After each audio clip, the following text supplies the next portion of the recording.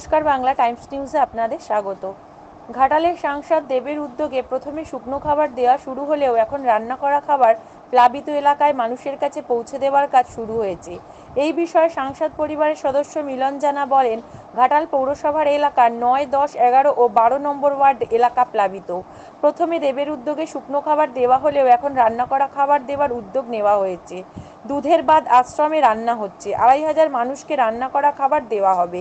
আমরা বন্যা প্লাবিত এলাকায় মানুষের পাশে থেকে তাদের ত্রাণ পৌঁছে দেওয়ার চেষ্টা করছি এবং এলাকার মানুষও আমাদের সহযোগিতা করছেন।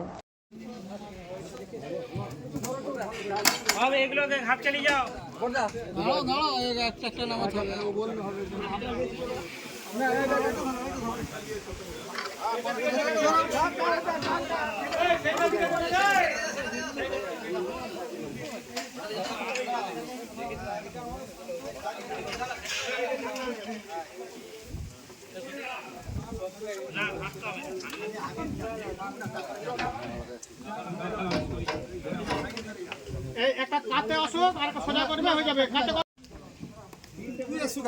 আমি নালে হয় আমি ছেড়ে তো বলছি তুই তো রাস্তার ড্রাইভার এখানের ড্রাইভার আলাদা ওই নৌকো হ্যাঁ ভালো করে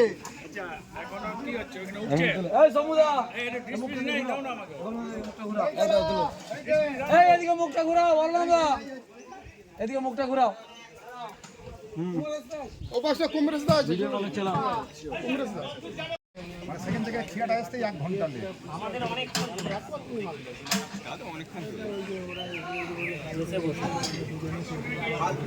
চলো চলো চলো চলো চলো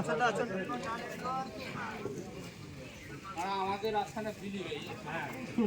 হ্যাঁ